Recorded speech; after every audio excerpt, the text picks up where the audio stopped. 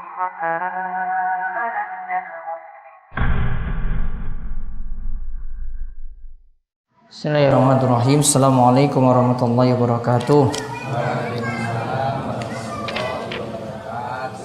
Alhamdulillah wassalatu wassalamu ala Rasulillah wa ala alihi wa man tabi'ahum bi ihsanin ila yaumiddin. Allahumma inna nas'aluka ilman nafi'a wa rizqan thayyiba wa amalan mutaqabbala.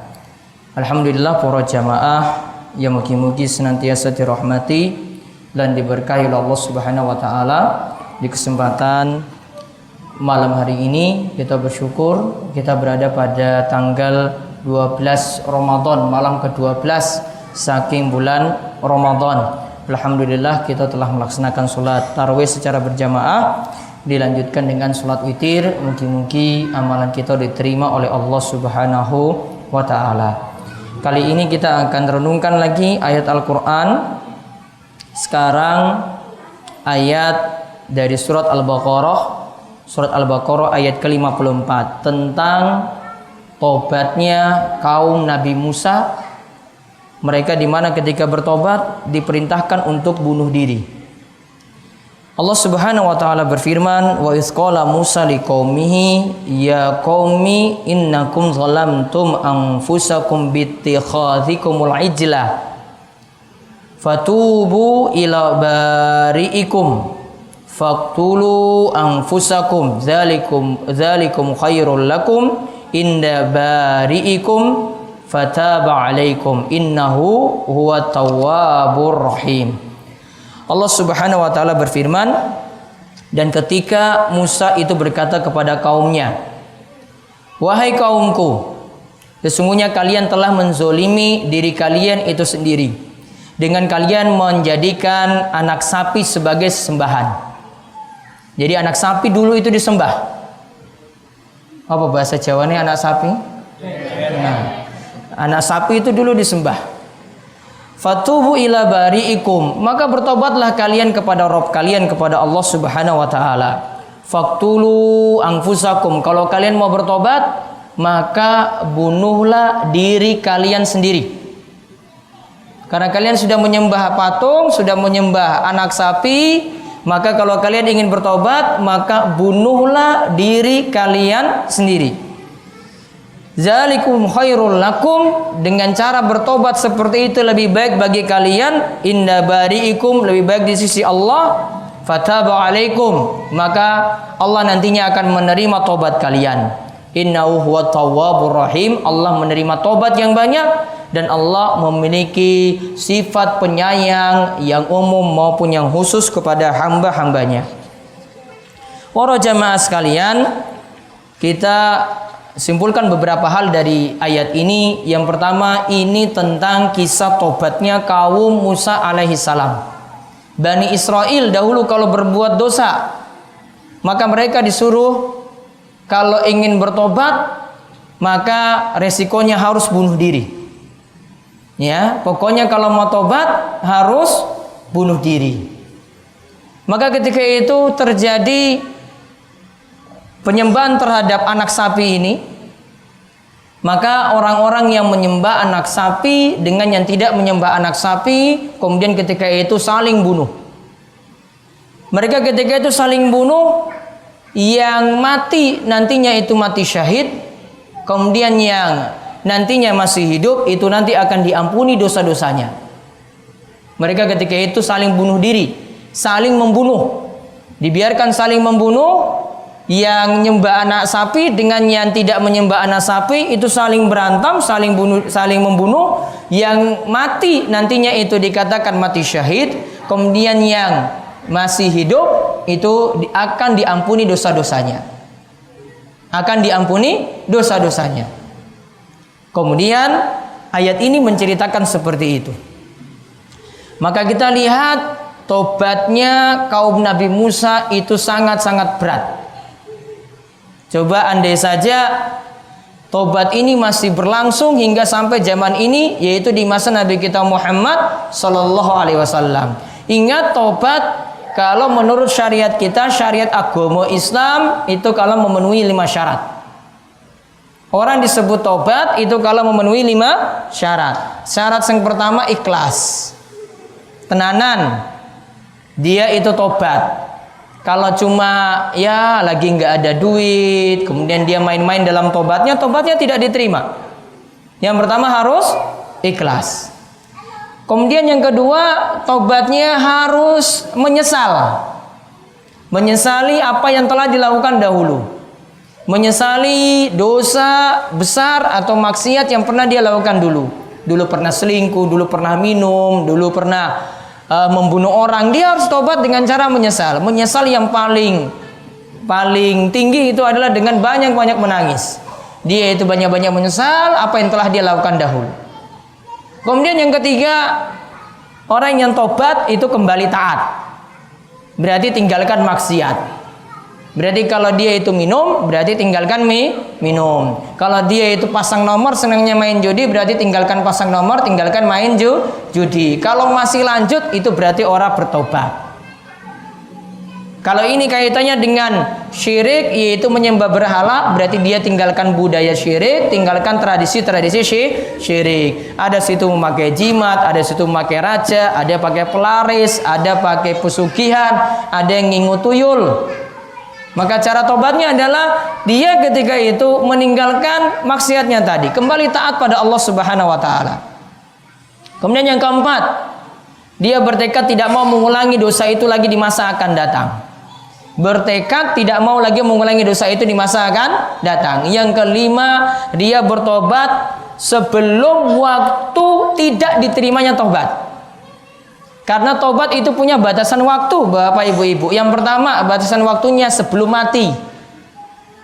Sebelum nyawa ini sampai di kerongkongan, jenengan masih bisa bernafas, berarti masih bisa tobat. Namun kalau sudah mati, ini sudah mau naik nyawa ini ke kerongkongan, terus tobat, maka tobatnya tidak diterima. Kemudian yang kedua, sebelum matahari terbit dari arah tenggelamnya. Matahari tenggelamnya pun di barat atau timur? Barat. Berarti sampai matahari terbit di arah barat. Kalau matahari belum seperti itu, maka tobat itu masih bisa diterima. Maka tobat harus dilakukan sebelum waktu tadi. Jadi yang pertama ikhlas, yang kedua nyesal, yang ketiga kembali taat, yang keempat bertekad tidak mau ulangi lagi, yang kelima bertobat sebelum waktu tidak diterimanya tobat. Mumpung sekarang Allah Subhanahu wa taala masih beri waktu. Kalau yang malas sholat, tobatnya apa? Rajin sholat. Yang malas mangkatan masjid, berarti tobatnya harus rajin ke masjid. Yang malas tangis subuh, tobatnya gimana? Tangis subuh, sholat subuh. Paham nggih? Ya, jadi kalau yang masih malas-malas, sholat masih malas-malas, harus tobat. Tobatnya gimana? Kalau tadi malas sholat, berarti harus rajin sholat. Kalau malas ke masjid, berarti harus rajin ke masjid. Kalau malas untuk jamaah, yo harus rajin jamaah. Malas untuk sholat subuh, berarti wajib tangis subuh, sholat subuh. Paham ini? Itu baru disebut tobat. Iki ora tenanan, tobatnya ora diterima. Jangan-jangan kita cuma bilang aku tobat, namun tobatnya ora tenanan. Paham nggih? Jadi kalau mau tobat yang benar, 5 syarat ini dipenuhi.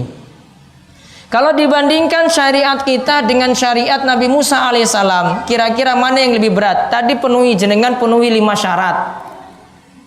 Atau tadi setiap kali ada dosa tadi nyembah anak sapi langsung disuruh saling bunuh.